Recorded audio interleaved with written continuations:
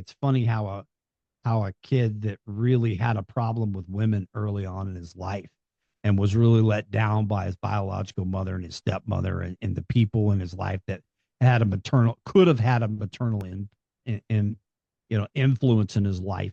And I now the only people in my life that can tell me what to do are women. And I am shielded by these powerful women that pour into me and feed me life and lessons and pour into me as a human being. It is surreal to see the power of these ladies and how that core is so strong around me, and it's all females. And I don't think there's enough room at the table, and I tell you what, it would be a great table, but there'd be a lot of ladies there, a lot of powerful women in my life. We'll just reserve the whole restaurant and go from there. That's the way we'll do it. Welcome, everyone, to Doing Business with a Servant's Heart podcast. I'm your host, Steve Ramona. And, it's funny. I just met this guest yesterday and I had a spot open. So in 24 hours, we're doing a podcast. But I've talked for over 940 shows about Servant's Heart. I think he's at the top. I think, I'm not going to say think, I know that that's a big part of his life, big part of his nonprofit, which we'll get into. But you're going to learn how a servant's heart can really make you a better person, which a lot of people don't talk about. We talk about giving, but the reception we get is pretty darn powerful. We did that yesterday, and we may dive into it today. With that being said, here's our gratitude for today. Never doubt yourself. You are one of the best. Doubt. And looking at my guest story, doubt could have come in many times in his story and could have failed him, and it didn't.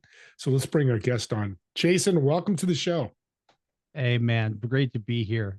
And like you said, it just so happened to work out. Here we are a couple of days in a row. So it's fantastic. I appreciate it. You bet. It's meant to be. I got to ask you this, going through your stuff, this tagline phrase, whatever you call it, is so beautiful. We don't just flip eggs, we flip lives. You have to talk about that. Well, it's powerful. And I would love to give credit where credit's due. The ladies that make our merch, all of our stuff, Tisha and Ginger. Tisha's the business person behind it, and Ginger is the lady who does all of the graphical and creative side. And when she was doing our very first t-shirt, and we talked about what we wanted the back to say, and there's a whole line, there's more to it than that. It's like not a paragraph, but it's like 3 or 4 lines. But that one in particular so struck with me that we use that now nonstop. Like that is, and the reaction people have to that, it's like a visceral, like it like, man, it makes people immediately go, oh yeah.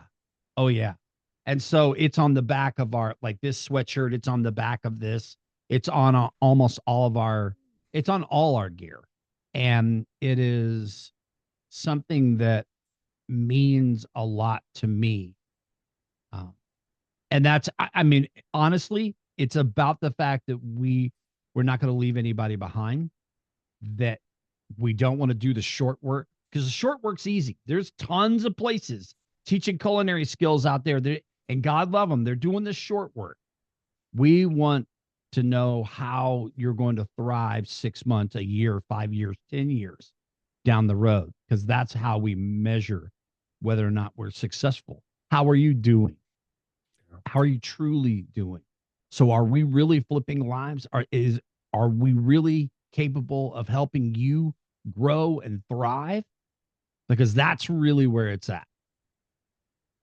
Powerful legacy you're leaving.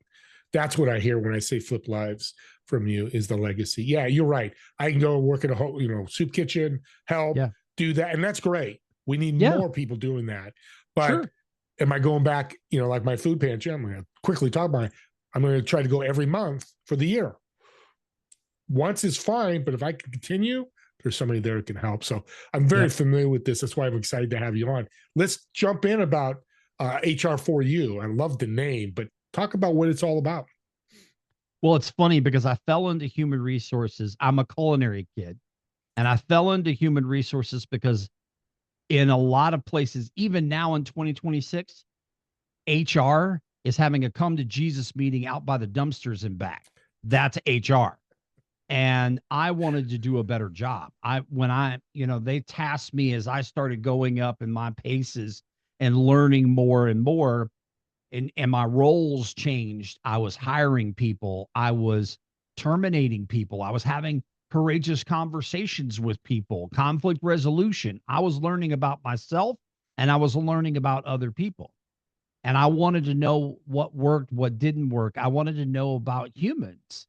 And it meant something to me when people were struggling. It meant something to me when people didn't show up. I wanted to know why. I wanted to get to the basis. How can we best serve you? Because when you pour into your people and you take care of them, it affects the bottom line. And so as I started to grow in my belief of human resources and HR, what human resources really means, I found not only my purpose and my mission, but I also started to find how I could impact the lives of people. And in that process, it would bolster the bottom line and have a rippling effect on the communities we serve. So it just is something that became part of everything in every company I was part of. You can take the servant's heart plaque, and what you just said goes right underneath it. It's so well said. Why are you so passionate about what in your background said, hey, I'm going to start doing this? I was a person who needed immediate need services. I was a person that was failing myself, as a drug addict and a person that was struggling with homelessness, food insecurity, and I was a person that needed help, but I couldn't get out of my own way. And I had so much baggage that I loathed the person I was. I loathed the person staring back at me in the mirror. I had so much shame and regret and doubt and fear that lived in my life that I couldn't get out of my own way. And so when someone who was 10 years clean and sober themselves paid it forward to me and saw me, did not, there was no reason for them. They're a high level chef winning all kinds of awards. There's no reason for them to have to. Why would I want to put up with this guy who's not showing up Yeah. and who's failing himself? Why would I want to do that? Most places would not. And I experienced being terminated multiple times because I let myself down. I let the team down. And this guy saw me and saw past my failings to see a future and paid it forward to me because someone had paid it forward to him when he was at the same place. And that's powerful because it's set up where we are today, all these years later, where now I get to pour in to the lives of hundreds of people. He paid it forward to me. I don't know how many other people he paid it forward to, but I know he paid it forward to me. Yeah. Now I get to multiply that and give back to as many people as possible and leave a legacy of change so that tomorrow's not guaranteed. And if I'm not here tomorrow, people can take this and continue to do the work. And that to me, that's the powerful piece of it. And four, you said, I think 6 times, 5 or 6 times. We could say an audience another 12 times. We need to, especially in this world today, pay it forward is not the theme of the world today. And that's why I love what you do. So hearing your background, you're really relatable to a lot of the people you work with, right? Because you lived Yeah. that life. Yep. Yeah. If look, if you've been on the streets, if you've been incarcerated, if you've had struggles, and we all have our journey, we all have our stories, we all have our background, we all have things that were uncomfortable in our lives. Most of us do. being someone who doesn't use that as a crutch, but says, hey, look, I know my journey is different than yours, but I know that life. And I can tell you that there's a better way. And I'm going to give you all the tools and resources. You still have to do the work. You still got to show up for yourself. You got to still do the grind. It is not going to be easy. It is not going to be easy. There are so many forces out in the world that pull you in different directions and try to suck you back into the life because that's easy money. It's easy money. It's an easy life. It's the short-term game because that's how a lot of the world works is short-term. But Yeah. let's look at the long-term aspects of you having a life that's worth living and creating a situation for yourself and your family or those you love to where you all thrive, not just survive. And that work takes time and intentionality. And it takes the ability to change your mindset, change your habits. And it's not easy. No, no, you lived it. You know, it's not easy. And that's what I love. What you're saying is it's not easy, and it's being comfortable and instant gratification in the world today. Social media, apps, AIs, Yeah. nothing That wrong. dopamine hit. Yeah. It's perfect, and that's where somebody like you as a mentor can make people accountable. Can't do the action, but hey, Steve, did you do this? Did you get this? Did you cook this? Did you, whatever that may Yeah. be? And we need more people like you in this world. That's for sure. Thank you, brother. No, it's my pleasure. What, why the kitchen story? I mean, there's people out there building homes for homeless people. I'm actually in a project that there's people mentoring people in business, which is fantastic. You decide to go the culinary/kitchen route. Is it because you were in the kitchen? Where'd that come from? I part of it is because I've spent 47 years in the service industry in some shape, form, or fashion. I built hundreds of kitchens in my lifetime and other food relatable businesses. So I've been a multi-unit guy. I've had operations that were international, and I've traveled and run different personalities all over the United States. I've lived in 17 states and 42 cities in 61 years. And I have met a lot of people in that time period. So I understand that market space. I understand that that market space is typically very underappreciated and doesn't pay people living wages. So how do we show up and do two things, really three things at one time? Be a workforce development hub, take people and flip lives. And three, be a beacon to other business owners in the service industry to say, you can make a profit and still take care of people. You can pour into people. You can pay higher wages. You can do better training. You can do all the things to help people thrive, not survive, and you'll still make a profit. And what does that look like? It frustrates me to no end when I hear people say, oh man, I run a small operation and man, I can't pay people. I pay people minimum wage and I just can't do it.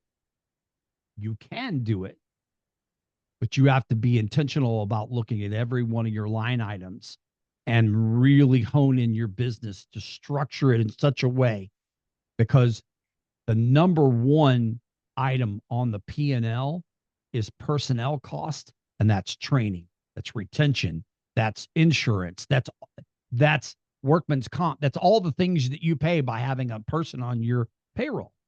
Mm-hmm. It's huge. So why in the world would you not want to do everything within your power to reduce those costs, increase your profits, and that means you're going to take care of people because it's going to pay itself forward to you in the long run. So we do a lot of talking about that. On our advocacy side, we talk about that all the time. I meet with leaders constantly. We do white papers. We do our podcast. We have live shows that we do. I'm bringing in a guy, even though this is way out of my realm, but I'm bringing in a guy to talk live later this week that he reduces the carbon footprint and teaches people how to make more money, save money, and reduce their carbon footprint within the diesel machinery operations. I'm like, yes, we need more of that. And it's really not overly complicated. But people have to do it. They have to actually want to care about it and actually do it. So on the people side, we talk about this all the time, how people can make changes, how one person can make a difference. And I remember reading this article years and years ago about this Chick-fil-A. I'm not a big QSR guy or fast food guy, but I love Chick-fil-A. I do. I love their corporation. I love how they train people. I love everything about them. And it's doggone good chicken. I read an article about a guy in California that was opening up. He was a franchise owner, and he was opening up, and it had a couple of different places. And he went.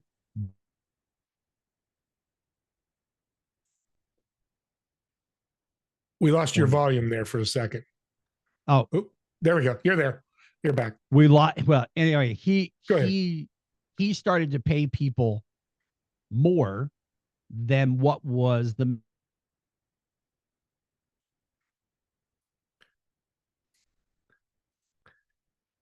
thing. Oh, they came back. It went away for a second. Say that again. He noticed this crazy thing where what happened was he started retaining people. He had lower cost of training. People weren't calling out sick because they loved their jobs and they stayed. They were more productive. They were actively learning. They wanted to grow within the company. He had a natural pull of succession planning. It increased and helped his business thrive. Well, Chason, you're speaking my heart. I ran a service company for recycling, 2 employees. I took care. That's all I needed. But that was one thing I focused on, the people. And audience, and Chason, I do this survey and wife goes crazy. I'll ask a manager, a waiter, because the restaurant industry, people are treated so bad. Because I've worked in one and I see it and you have. And I'll go to the waiter, go, hey, can you go get your manager? I want to talk to them. Well, right away, they think something's wrong. Right away, 100% of the time. Automatically. You've seen that. So manager comes over and I'll go, hey, Debbie was great. Oh my God, the water.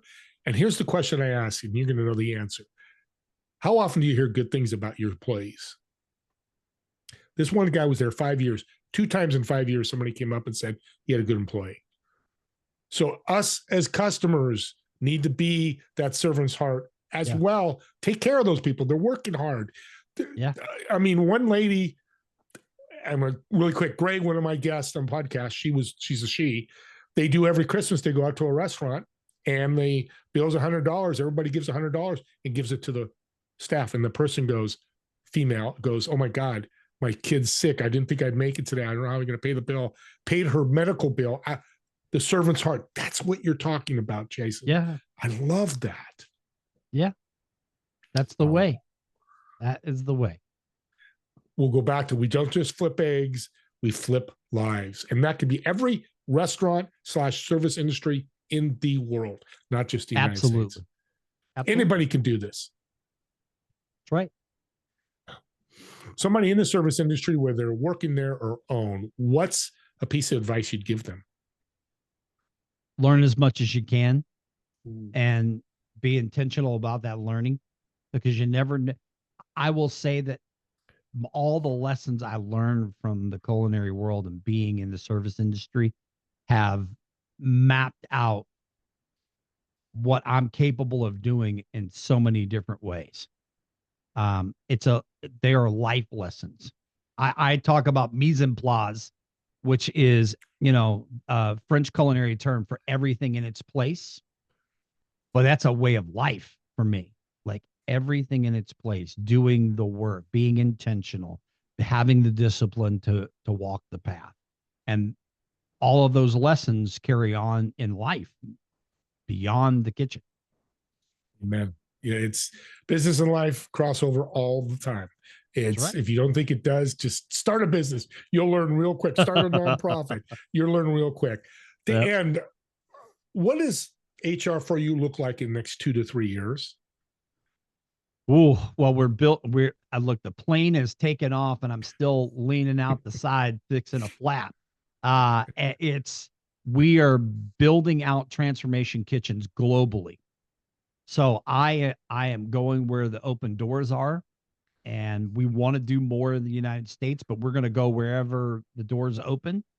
And we have multiple countries that, we're getting close to signing deals, and we're going to put as many transformation kitchens all over the place as possible, and build out the infrastructure so that no matter what happens to me, that this has strong legs to move on indefinitely. And that's where we are now. We're in the heavy growth phase, and the plane's taken off, and we've done a lot of work to get to this place, and now we've got a lot more work to do. It's different, but we have a lot more work to do. More hands. So we look at more hands, stronger people to help us out on our board and our advisory boards, and to get involved, and changing people from being allies to being advocates. People taking the time to now going from saying, I love what you do, to how can I help? What can I do? And that's where we are now. And so it's a huge piece of what we do, because we involve the community and everybody around. Your selflessness is empowering. You're getting me excited over here, and I appreciate that because, audience, you hear what he said. He says, if I ever have to leave, I want it to carry legs. Paraphrasing a little bit. Every one of you that are business owners, entrepreneurs, that should be part of your business plan. And Yeah. it could be selling, or, me and Jay, you're not going to, that's you to figure out. But that legacy that you're talking about, the selflessness, is beautiful. And that's a great lesson for everybody. Um, let's end with a fun question to really get to know you. We're going to use a restaurant theme here. Okay. So you're going to tell me your favorite restaurant, where you live, Okay. and I'm going to reserve a table. I want you to invite 3 people that have been influential in your life, made a huge impact, have served you. And for me, you're ordering the food for the table. So what food would you order? Well, I would be going to Emerald Lagasse's place in Nolens, and we are going to start out. Um, we're going to start out with some fried green tomatoes and his marmalade that he makes. And then we're going to jump into gumbo made from scratch right there. And then we're going to have some griots and grits, good old, good old filet mignon seared with a mushroom sauce on top of Gouda grits. And then finish it off with his key lime pie, which is, I still make that key lime pie recipe to this day. It's my family's favorite. And you'd have a fantastic answer. So it's such a great answer. It really is. I've asked hundreds of people. It's one of the best. Who would you be inviting? Who would you want to thank? And I'd love to meet. Man, there's not enough room at that table, brother. Yeah. There is just not enough room at that table. I would be remiss. And I had this conversation earlier today. It's funny how a kid that really had a problem with women early on in his life, and was really let down by his biological mother and his stepmother, and the people in his life that could have had a maternal influence in his life. And now the only people in my life that can tell me what to do are women. And I am shielded by these powerful women that pour into me and feed me life and lessons, and pour into me as a human being. It is surreal to see the power of these ladies, and how that core is so strong around me, and it's all it's all females. And I don't think there's enough room at the table. And I tell you what, it would be a great table, but there'd be a lot of ladies there, a lot of powerful women in my life. we'll just reserve the whole restaurant and go from there. That's the way we'll do it. How can people reach out to you, Chason, to learn more about this?